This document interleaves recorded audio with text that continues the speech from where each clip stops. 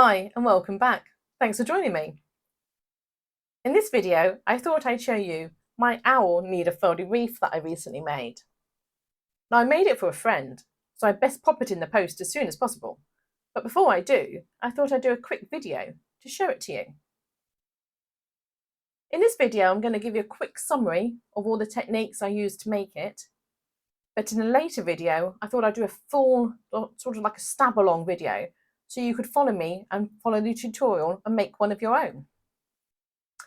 So, in order to make this, I got a wire wreath, the sort of wreath that florists use, and I decided I didn't want the two hoops in it, just the outside one, so I just removed these like a pair of pliers, and then I used this brown paper coated wire and wrapped it all the way around the outside hoop to give the idea of sort of branches. I then wrapped this flower garland around the hoop too. Now I couldn't actually get the same colour as the flower garland I used on this piece. So the next one I make, I'll use this white flower garland and it give a bit of a Christmassy look, so it'd be quite nice. I then needle felted the owl.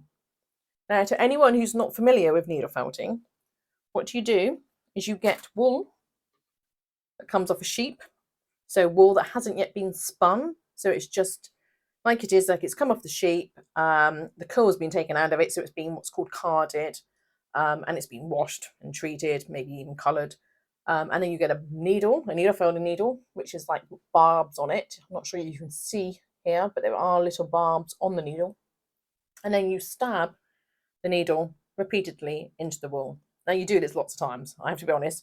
It's quite a long process, but it's great fun, very therapeutic. And ideally, you don't stab into your hand like I'm doing here. You actually stab on a mat.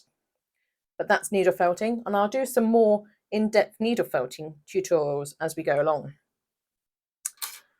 So the owl would have been made using wool like that, so the same sort of white wool, made it into a circle, and then a circle for her head, and I then coated that with pink wool, which I then gave little details on for this flecks on her chest. I also made the wings out of a different colour wool, and then black wool for the eyes, which I put a bit of yellow on to give this idea of the big owl eyes, and a little white fleck in the eye too, and a brown beak. I then used white wool, which I felted into these long strips around the eyes to give those wonderful big owl eyes that you see.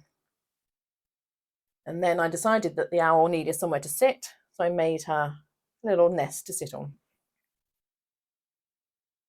She also needed somewhere to sit in the wreath as a whole, so I got some wire like this, which I then attached to both sides of the wreath, and then also put another piece across here. Now I discovered that she was a bit top heavy in her nest. She kept falling forward or backwards, so I put this behind her head and it stopped her from falling around.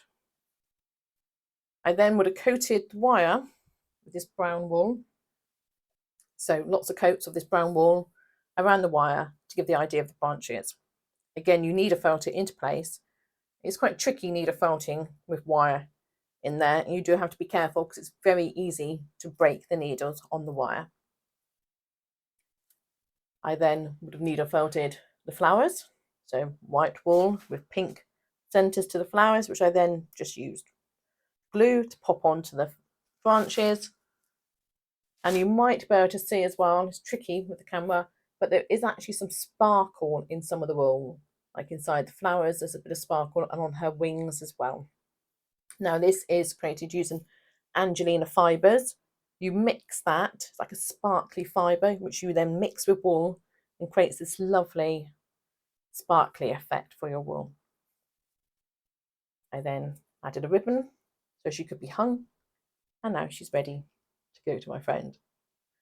I hope you like her, and I hope my friend likes her. And as I say, stay subscribed so you can see when I do the tutorial on how to make her in full. See you next time, and thanks for watching. Bye bye.